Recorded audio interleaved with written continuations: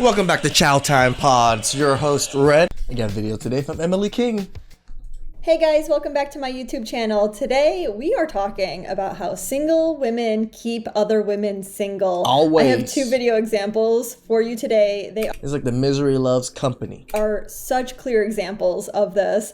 The first one is a woman that is obviously single, that is giving advice. She is telling what are low standards in women when they are dating. And she's pretty much shaming other women that don't follow these standards as being low quality or low confident women. Yeah, best way to keep women single, tell them they're trash for having such low standards and make them have higher standards so they don't qualify for anybody. The second video is a woman that is pregnant, married, and she knows what she is doing, but she talks about some of the comments that she has been receiving in some of her videos where she is just showing what she's doing for her husband. I don't know if you guys notice this type of energy from the second video because you're men, maybe you're not seeing the content, but I know as a woman on social We don't see it that much on our end, but we do know that women make content like praising their husbands and it gets trashed by other women, yes. social media, when I see videos pop up that are targeted towards me of other women doing things for her husband or for her boyfriend, in the comments section, all the time, 100% of the time, there is negativity from other women. The most common phrase that I see is, "And what is he doing for you?" It's such a downer. Just that energy in general plants the seeds of doubt in women's head. And that is what is so toxic about women that do this on social. Well, that's the thing. All you need to do is implant that seed. And that seed will grow. She'll tender to that seed. She'll, like water it every day. She'll trim the leaves until it grows into a full-grown tree. Social media. And what's crazy is that it's so widely accepted that nobody really calls them out in the comment section. Before we get started, guys, remember to like this video and subscribe if you haven't yet to catch my videos every Friday. Let's dive right into the first video where the woman is walking down the street giving her advice to other women. I don't know who needs to hear this, but if a man offers a walk, a coffee, or a hike for a first date, he does not value you, or he's cheap, or broke, and he's not dateable. But if you accept, you've got low self-esteem, and you got to work on that. Well, you might be wondering, what do I do if a man offers a hike, a coffee, a walk for a first date? And the answer is simple. Ignore, ghost, unmatch. It's not even worth a second of your time to... Again, this is how they keep other women single. It could have been a good man, a man of means, but he wanted to test you out for a walk. No, reject them. Any walk, any type of thing that they don't spend money on you, trash. Come up with whatever you're going to say back. Once a low baller, always a low baller. And you might be saying, oh, well, what about communicating my needs? No, communication is for married people. This is the worst advice because there are so many high quality men and women that... Yeah, when we're not married, you just expect them to do everything that is in your mind. Mind readers. See coffee dates or dates where you're just getting one drink, you're getting together briefly, you're going for a walk. They see that kind of date as completely acceptable. And I'm going to tell you, one of the main reasons why is because they hold themselves actually to a higher standard than many other people because they value their time. They don't want to waste their time, especially for men that are very successful. They don't want to spend 4 hours with a woman that they meet in real life, and they already know within 5 minutes that this isn't it. But then they have to painfully continue the date. And for women, you don't want a man to be like guilted into spending a bunch of time with you because you don't want to misconstrue how he's feeling about you, which a lot of women will do. A lot of women will think that a man likes her when he really doesn't. He's just kind of not able to say it. This is why instead of the 3 to 4 hour dinner date, having just a brief walk. Why is the dinner date so long? My dinner dates are like an hour, maybe 2 hours. 3-4 hour dinner date? What kind of dinner are we talking about?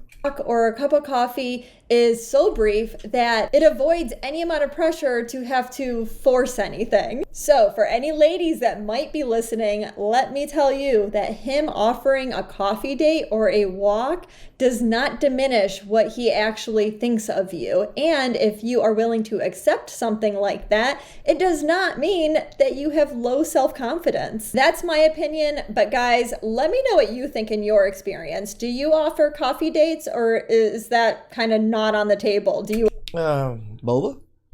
I like boba. That's probably my go-to coffee thing would be, you want to go get some boba? only offer dinner dates or something extravagant? Moving on to the second video, this woman is pregnant, walking around her kitchen, and she's describing what she is doing for her husband. And I guess she made a similar video to this one a few weeks back, and she got some negative commentary. So she talks about that in this video. I really didn't know cooking for your man was a problem. So this was my morning. Jonah wasn't home. For them to say, what has he done for you? Look at her house. Look at that wonderful, gorgeous island that she got right just there. cooked me and my man a little bit of breakfast. I personally wanted eggs, waffles, and some turkey bacon, so I got right to it. This girl came in, she was like, ooh, something about doing this, all of this for a man, and he just got to sit down. Don't sit right with me. I mean, I wasn't upset at her comment, but a lot of people had something to say. There was people like, oh, you pregnant, doing all of this, you ain't got no ring. And I'm like, doing all of what, y'all? Like, I literally would cook breakfast whether you're gonna cook for yourself anyways. he was here or not. But whatever suits y'all, I'm gonna continue. This is an all too common response from other women that would absolutely not do this for their man. But let's get real. If you're a woman in a relationship with a man and you don't want to cook him a little bit of extra food while you're cooking for yourself, you don't like him that much. You're a selfish piece of shit. And for men, for you whom are in relationships or dating, and that woman that you're dating or in a relationship with is not willing to cook you a little bit of extra food or throw your laundry from the washer to the dryer or maybe fold some of those clothes, or she's putting some... I always say it, my laundry's easy. Maybe like 10 hangers and then fold some underwear and socks of your dirty dishes from the sink into the dishwasher. If a woman is actively doing those things, but then isolating the things that she actually dirtied or that she actually wants to eat and leaving yours behind, you need to realize that that woman does not like you very much. Run.